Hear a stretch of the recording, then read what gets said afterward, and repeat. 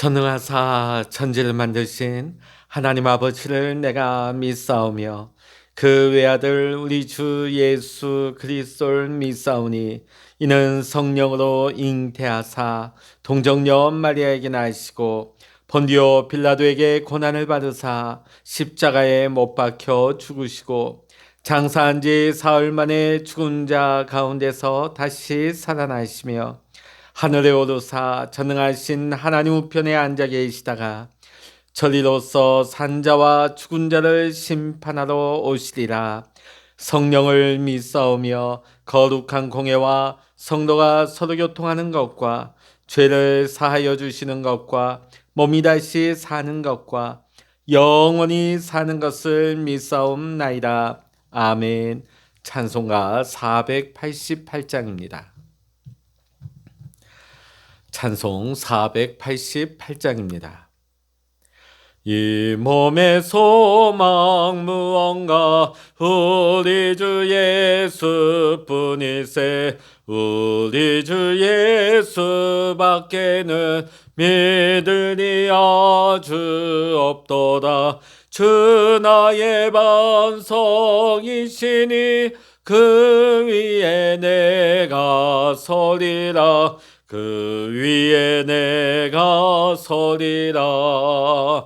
무섭게 바람 부는 밤 물결이 높이 설렐 때 우리 주 크신 은혜에 소망의 닻을 주리라. 주 나의 반석이시니 그 위에 내가 서리라. 그 위에 내가 서리라. 세상에 믿던 모든 것 끊어질 그날 되어도 그 주의 언약 믿사와 내 소망 더욱 크리라. 주 나의 반석이시니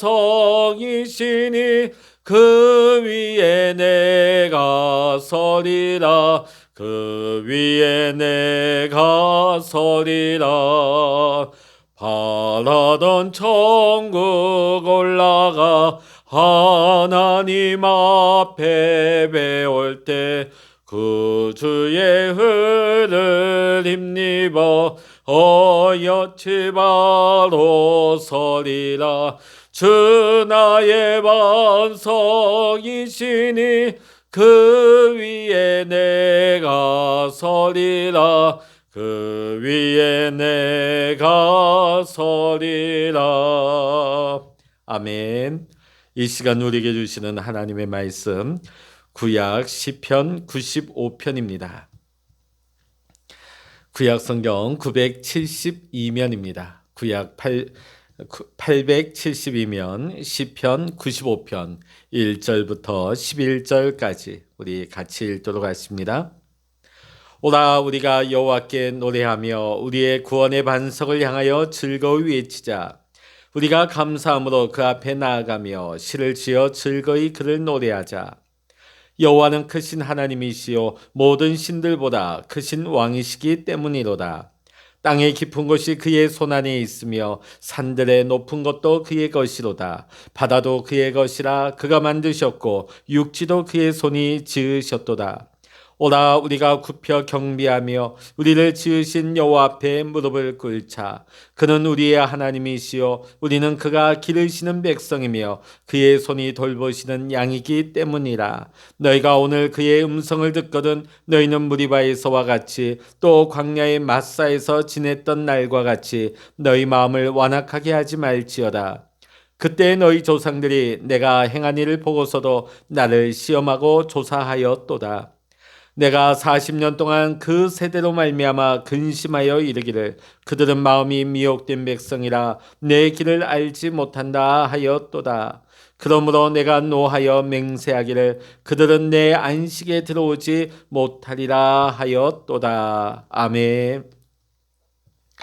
할렐루야. 오늘도 함께 기도하시는 우리 모든 믿음의 성도님들에게 하나님의 크신 은혜와 평강과 응답의 축복이 함께 하시기를 이 시간 주의 이름으로 간절히 축원합니다. 제가 한 책을 보다 보니까 한 아기가 걸음마를 하고 일어서기까지 2000번을 넘어진다고 합니다. 누가 또 그걸 다 세어보셨나 봐요. 아마 오늘 이 영상으로 함께 기도하시는 여러분 모두도 그렇게 넘어지고 그런 우여곡절이 있었기 때문에 지금 건강하게 우리는 아무 문제 없이 걸을 수 있고 뛰어다닐 수도 있는 것입니다. 또 이런 말이 있습니다. 어른이 되려면 우리 인생 가운데 1000번은 흔들려야 어른이 된다. 사람이 태어나서 살아가는 인생 여정 가운데 무려 1000번 이상의 크고 작은 위기가 통과되어질 때에 비로소 우리가 인생의 성숙한 어른이라는 그런 얘기를 들을 수 있다는 것입니다. 우리가 인생 살다 보면 이런저런 문제를 많이 만나게 됩니다.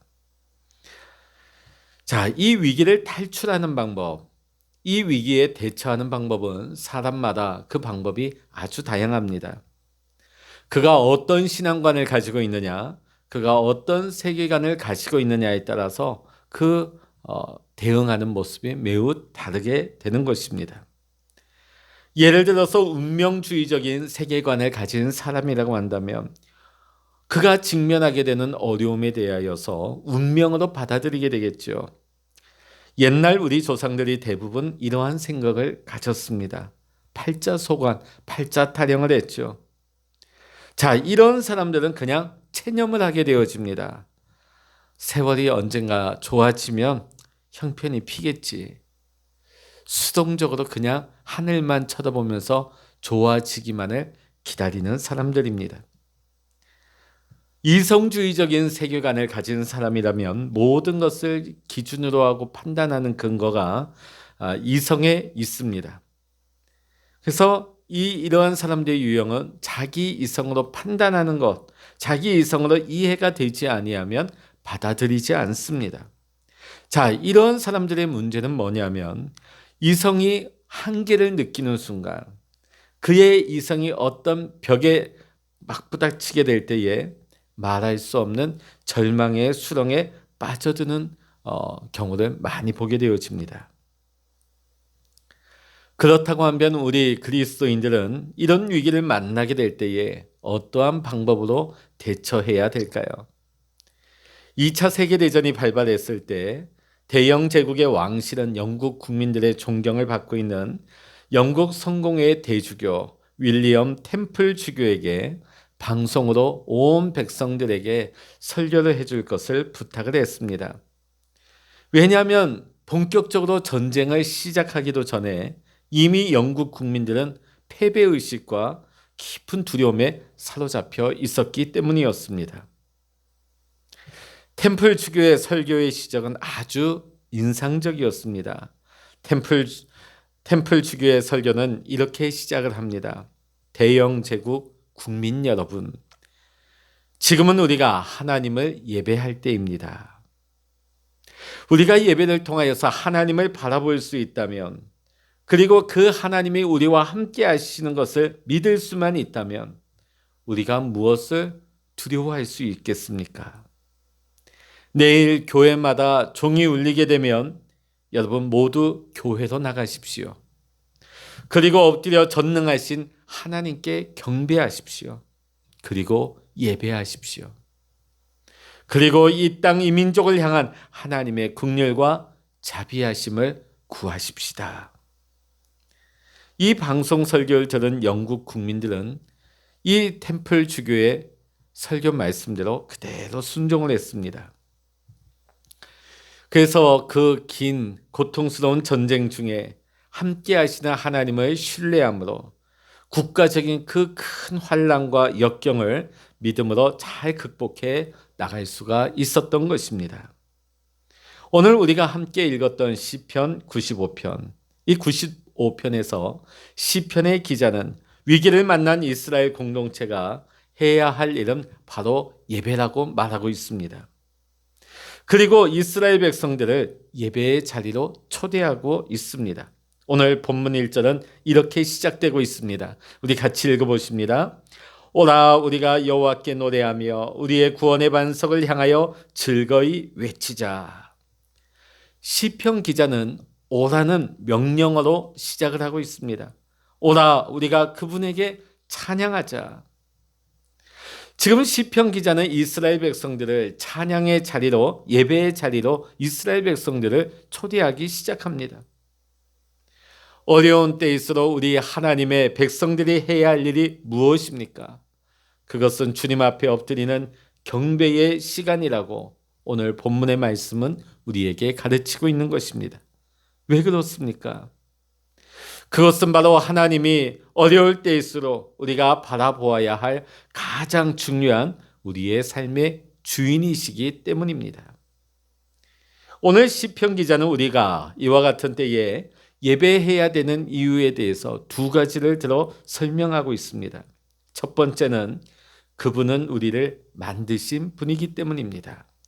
6절의 말씀 같이 읽어보십니다. 오라 우리가 굽혀 경배하며 우리를 지으신 여호와 앞에 무릎을 꿇자. 아멘. 우리를 지으신 여호와. 자, 우리를 지으신 여호와를 히브리 말로 하면 여호와 오세누. 여호와 오세누. 오세누는 뭐냐면 만드신 분이라는 말입니다. 우리를 만드신 하나님. 4절과 5절에 보면 하나님이 만드신 것에 관해서 말씀하고 있습니다. 땅의 깊은 것이 그의 손안에 있으며 산들의 높은 것도 그의 것이로다. 바다도 그의 것이라 그가 만드셨고 육지도 그의 손이 지으셨도다. 아멘. 하나님은 땅을 만드셨고 산들을 만드셨고 바다와 육지를 만드셨어요. 그리고 그 하나님이 저와 여러분을 만들어 주셨다고 말씀하고 있습니다.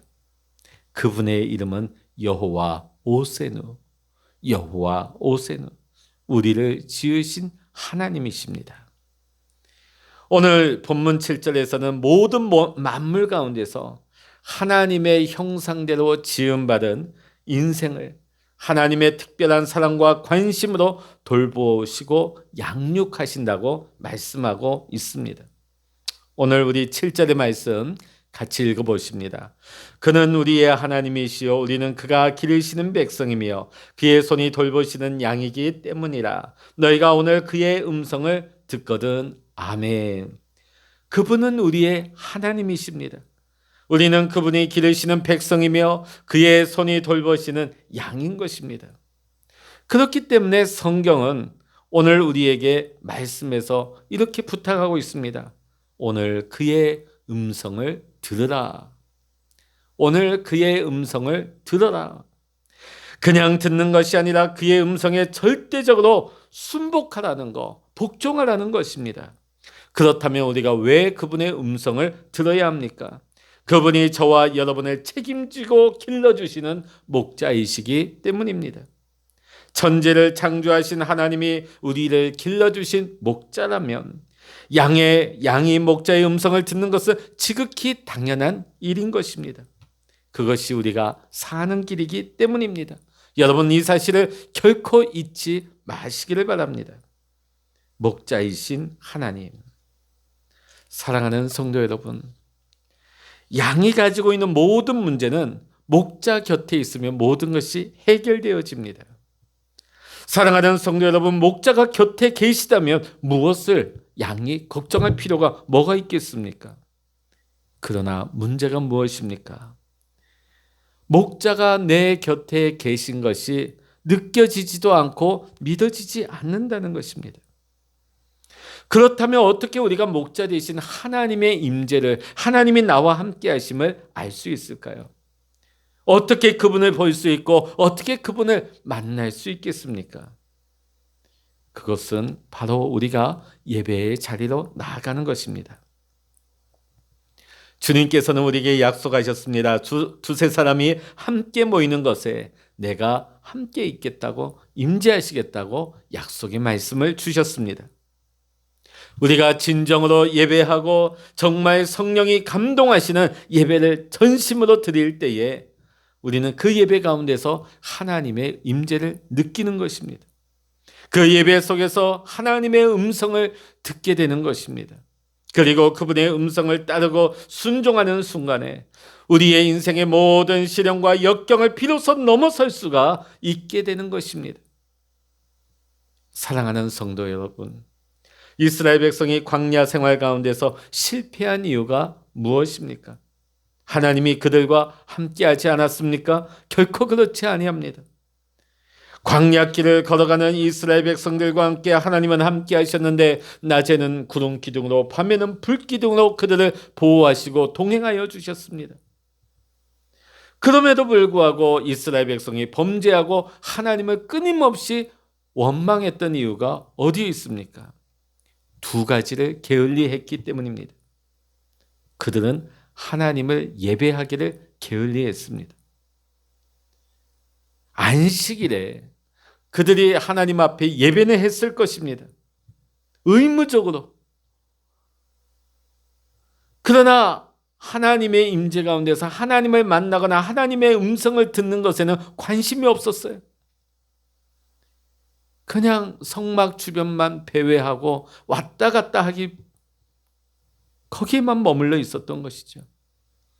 그렇기 때문에 이스라엘 백성들은 실패했고 하나님을 원망했던 것입니다. 예배하면서도 실패했던 것입니다. 그래서 오늘 본문의 말씀은 너희가 오늘 그의 음성을 들어야 한다고 말씀하고 있는 것입니다. 우리가 그 음성 앞에 절대적으로 순종해야 한다고 말씀하고 있습니다. 우리가 예배를 통해서 우리가 하나님의 음성을 듣는다면 이제 우리가 할 일은 무엇입니까? 딱 하나밖에 없어요. 순종하는 것밖에 없습니다. 예배와 순종은 결코 분리될 수가 없습니다. 순종은 예배의 열매입니다.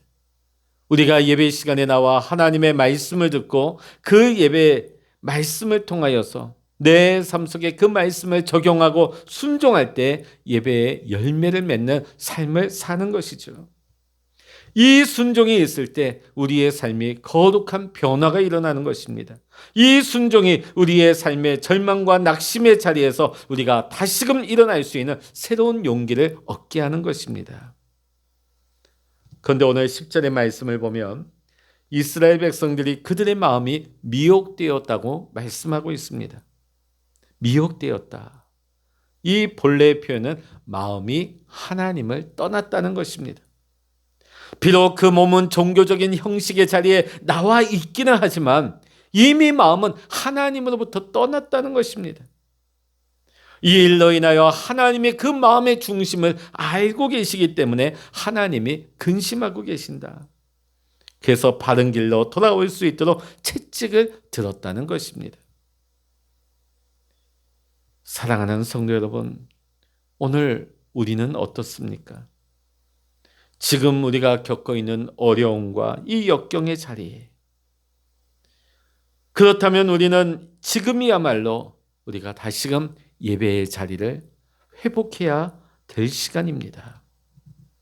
왜냐하면 그분은 우리를 지으신 창조주 하나님이시기 때문입니다. 여호와 오세누, 우리를 지으신 하나님이신 것을 믿으심으로 하나님 앞에 예배할 수 있는, 전심으로 하나님을 경배할 수 있는 저와 여러분이 다 될 수 있기를 원합니다. 두 번째로 우리가 하나님을 예배해야 될 또 하나의 이유는 무엇입니까? 그것은 그분이 우리의 반석이 되시기 때문입니다. 반석, 히브리 말로 추리입니다. 추리. 반석 되시는 여호와를 여호와 추리라고 합니다. 여호와 추리. 하나님이 반석이시다. 이 이름에는 어떤 의미가 담겨 있을까요? 이스라엘 백성들은 광야를 통과하면서 계속해서 반석을 통하여서 샘물을 공급받았습니다. 그 반석에서 가람목을 죽일 수가 있었고 그 반석에서 쉴 수가 있었던 것입니다. 또한 사나운 짐승이나 약탈꾼들에 의해 위험에 처했을 때 몸을 안전하게 숨길 수 있는 장소가 되기도 했습니다. 여호와 추리. 반석이신 하나님은 이스라엘의 구원자이실 뿐만 아니라 그들이 언제나 기댈 수 있고 그들에게 안식을 제공하고 위험에서 건져주시는 신실한 하나님, 반석의 하나님을 만날 수 있는 곳이었습니다. 그런데 성경은 여호와가 우리의 반석이라고 말씀합니다. 본문 1절의 말씀 다시 한번 읽어보십니다. 오라 우리가 여호와께 노래하며 우리 구원의 반석을 향하여 즐거이 외치자. 하나님이 저와 여러분에게 구원의 반석이 되셨습니다. 우리가 이 반석을 붙드는 순간에 우리는 더 이상 방황할 필요도, 더 이상 크게 요동하거나 흔들릴 필요가 없는 것입니다. 사랑하는 믿음의 성도 여러분, 여호와 오세누, 우리를 창조하신 하나님, 내 인생에 내가 붙들고 의지할 반석이 하나님이 되셨다면 이제 우리가 무엇을 두려워하겠습니까? 우리가 무엇을 겁내겠습니까? 여호와 오세누, 여호와 하나님, 창조주 하나님을 나의 반석으로 붙드십시오. 그 반석에 기대십시오. 그 반석에서 여러분 힘을 얻고 다시금 일어날 수 있는 은혜가 임할 수 있기를 원합니다. 그리고 그 반석이신 하나님을 내 일생 평생토록 하나님을 찬양하며 하나님만을 예배하는 예배자로 살아가실 수 있기를 이 시간 주의 이름으로 간절히 축복합니다. 기도하시겠습니다. 할렐루야. 하나님 아버지, 여호와 오세누, 나의 창조주 되신 하나님을 찬양합니다. 여호와 추리, 나의 반석이신 하나님을 예배합니다. 하나님이 나의 창조자가 되시고 하나님이 나의 반석이 되신다면 내가 무엇이 두렵고 내가 무엇을 인하여 흔들리겠습니까? 하나님, 우리가 이 역경과 환난의 때에 오늘 우리가 하나님께 예배하기를 원합니다. 우리가 하나님을 찬양하기를 원합니다. 하나님만을 신실하게 섬김이 회복되게 하여 주시옵소서. 하나님, 오늘 이 아침에도 반석이신 하나님, 나의 창조주 하나님을 우리는 신뢰함으로 이 하루를 기도하며 시작합니다. 기도의 골방에 주님 임재하여 주시고 주님 말씀으로 역사하여 주시고 오늘 우리가 주의 마음을 깨달을 때, 주의 음성을 들을 때에 하나님, 오늘도 우리의 삶 속에서 우리가 말씀에 순종함으로 말미암아 기도의 열매 맺게 하시고 말씀의 열매를 맺게 하여 주셔서 오늘도 우리가 하나님의 은혜의 때를 살아갈 수 있는 믿음의 승리자가 되게 하여 주시옵소서. 하나님, 지금 온 사방에 하나님 코로나가 번지고 있습니다. 변이 바이러스가 확산되고 있는 가운데 있습니다. 그러나 하나님, 우리에게 믿음을 주시옵소서. 다윗과 같이 하나님을 신뢰할 때에 10,000만인이 내 곁에서 쓰러진다 할지라도 나는 두려워하지 않겠습니다. 나는 여호와 하나님을 믿습니다. 이 믿음의 고백을 가지고 담대하게 나아갈 때 우리 성도님들의 건강과 가정과 자녀들과 일터를 하나님 지켜 보호하여 주시옵소서. 우리 해운대 중앙교회를 예수님의 보혈로 덮어주시고 하나님, 우리 이 나라 이 땅을 하나님 지키시고 보호하시고 이 환난과 역경 가운데서 건져 주시옵소서. 모든 감사와 영광을 우리 하나님께 올려드리며 우리 주 예수 그리스도 이름으로 간절히 기도하옵나이다. 아멘. 찬양하라 내 영혼아, 찬양하라 내 영혼아, 내 속에 있는 것들아 다 찬양하라. 기도하라 내 영혼아, 기도하라 내 영혼아, 내 속에 있는 것들아 다 기도하라. 주여 일창으로 합심하여 기도하십니다. 주여